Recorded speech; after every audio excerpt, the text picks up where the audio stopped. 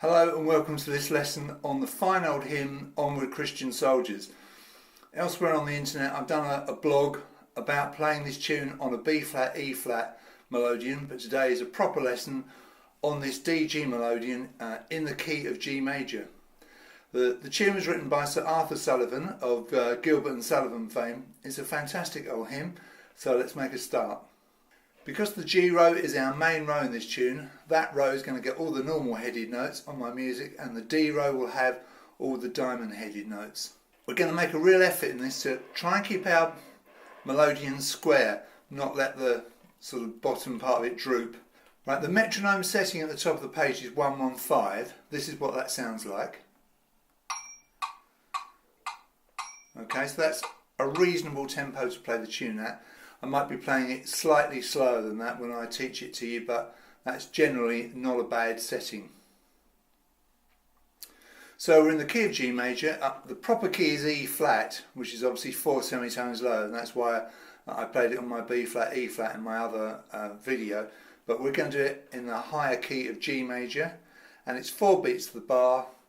And we start off in pos H. Now if you don't know what pos H means, it means position home on my music. It's something I kind of invented a few months back, and basically what it means is that your first finger will go on the root note of the row. So for the G row, that's the note G. So if I count 4 down, okay, and press that button and push the bellows in, I've got the note G. If I did the same thing on the D row, I'd have the note D. So if my fingers are laid out sequentially from that, so on the G row, that's what I call position home.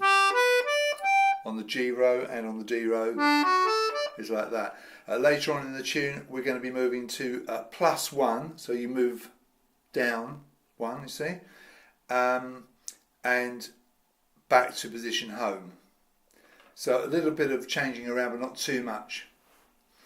Our bass line is going to be out kind of a pa, with a few solid chords where we play the chord and the bass note together.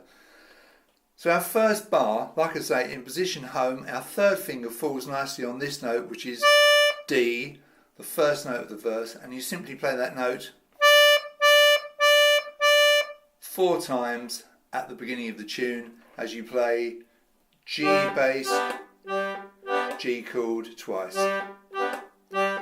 So your first bar after 4 is 1, 2, 3, 4. Now notice a fair amount of the first part of the tune is on the push, so it's probably a good idea to pull the bellows out a bit before you start.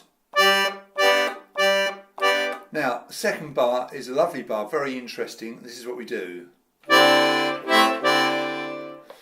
Now that's a little bit unusual, isn't it?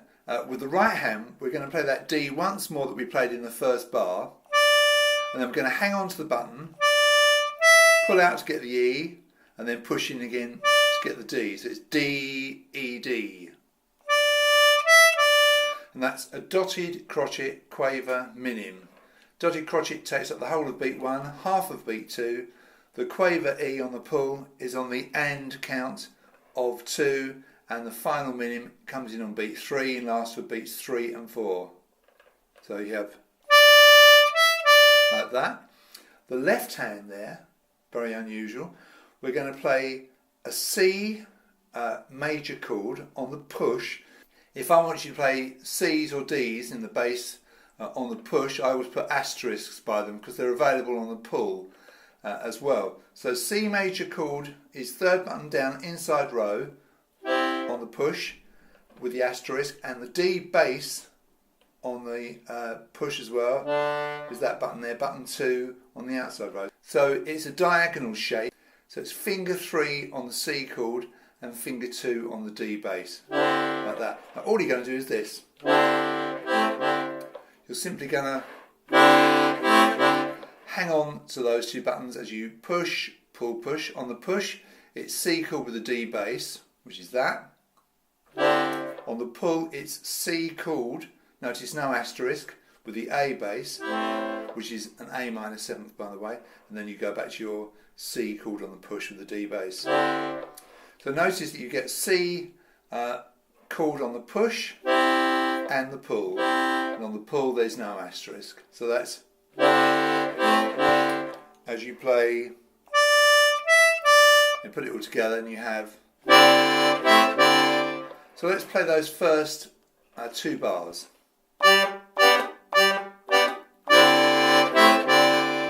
Rather nice, isn't it?